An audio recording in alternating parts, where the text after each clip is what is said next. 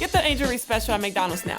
Let's break it down. My favorite barbecue sauce, American cheese, crispy bacon, pickles, onions, and a sesame seed bun, of course. And don't forget the fries and a drink. Bye. At participating restaurants for a limited time.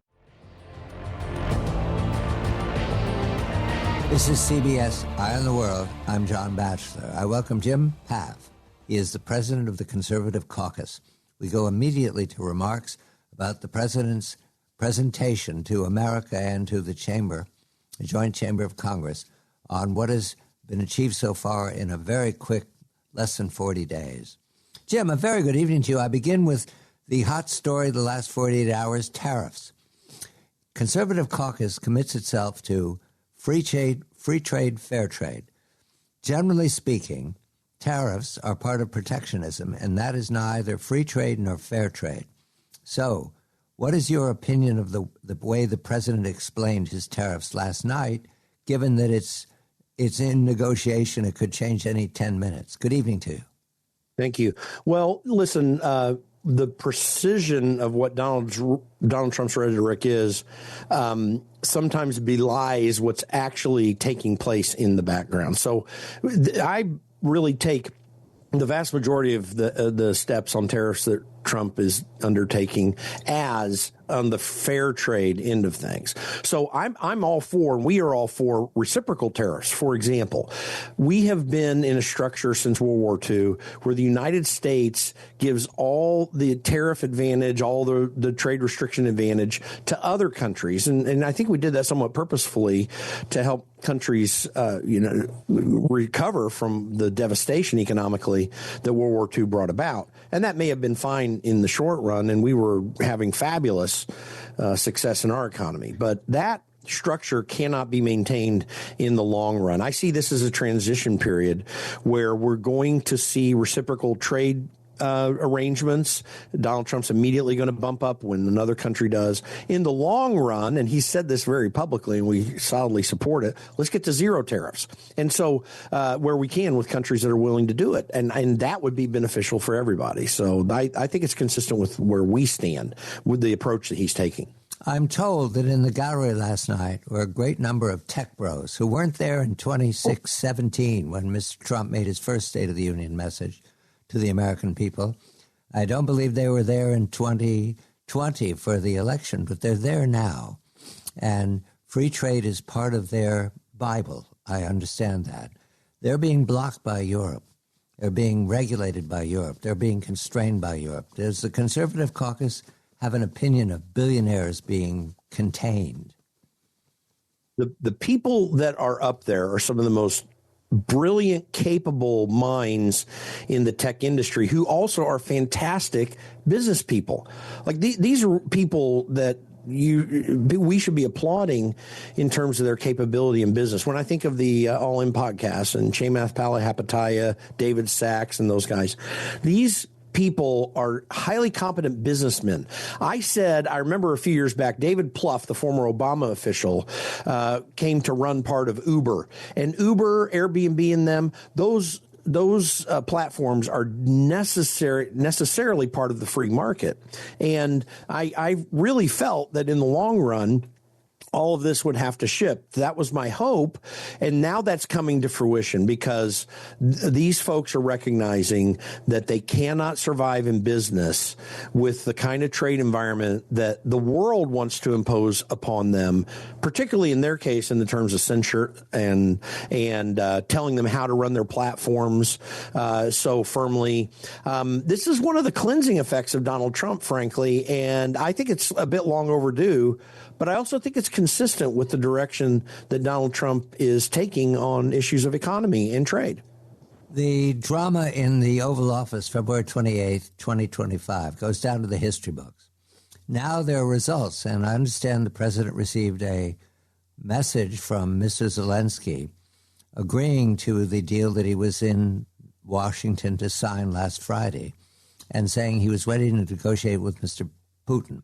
The president last night said the war was horrible, it must end. Who disagrees with this, Jim? I understand the Russians are the enemy, but who disagrees with ending that war? Yeah, apparently the Democrats on the floor of the House of Representatives, I don't believe all Democrats think that way, particularly Democrat voters and Americans in general. But yeah, who can disagree? It's so reasonable and actually also rational as to almost go without argument. It amazes me that the people right now in the United States supporting the war are primarily people who hate Donald Trump because they don't want him to have a win. But this goes a little bit deeper than a mere win. Donald Trump really does understand when it comes to the diplomacy and the actual effects of war that we need to stay out of wars. He understands it at a fundamental level. It's actually, for most people who saw him as a television star for so long, you understand the depth of understanding that Donald Trump has on these issues. It is absolutely unnecessary to have these kinds of wars.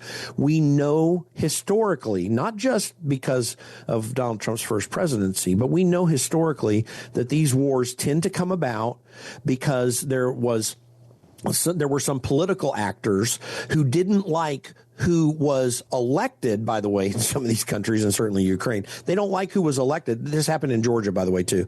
They don't like who was elected, so they work to take these people out. And what they end up doing is undermining the structure of liberty around the world. And it's sometimes it doesn't go the way you want. Sometimes you don't like it. I didn't like Joe Biden being president for 4 years. But I do like our system where a guy like Donald Trump can come back when given the opportunity to make the case and people come around. We need to be standing for that, not trying to do these wranglings of changing out people we don't like. That's ultimately, amongst other factors, that's ultimately what brought this war about. And Donald Trump's wise approach to this, it looks like Zelensky's going to succumb to and get on the right track, and we can get out of this thing. It'll help everybody, and it's going to certainly save lives.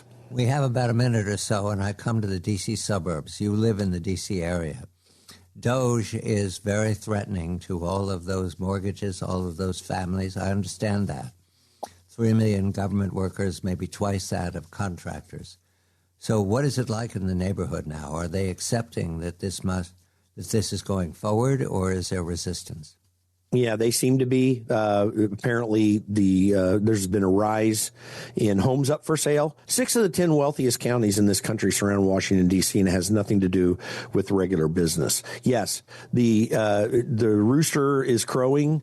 It is time for this change. It is disruptive for the people around here, but frankly, it's not disruptive for the country. It's healthy, and I think we needed it for a long time. Do they understand that? Because out here in rural America, I was recently at a dental practice in rural New York, volunteered that they think DOGE is a good idea. Do the people in the D.C. suburbs understand why it's necessary? No, I know folks that are aligned with me politically and in conservative thinking who are complaining about it.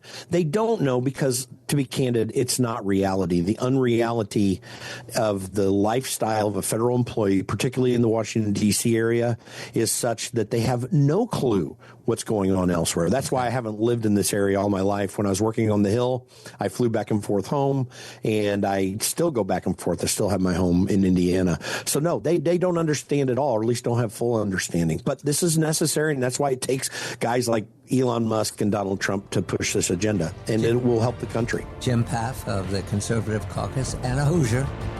You're listening to CBS Eye on the World with John Batchelor.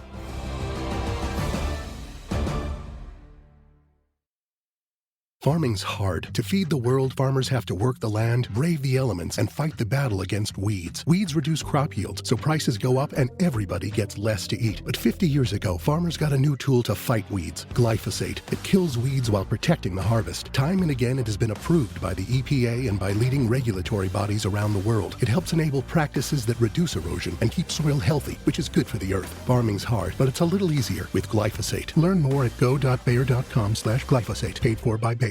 You've seen the ads. Hassle-free weight loss drugs with no doctor visit. Sound too good to be true? It is. Med spas and telehealth brands are flooding the market to cash in with knockoff compounded versions. Don't be mistaken. They're not generics and they're not FDA approved.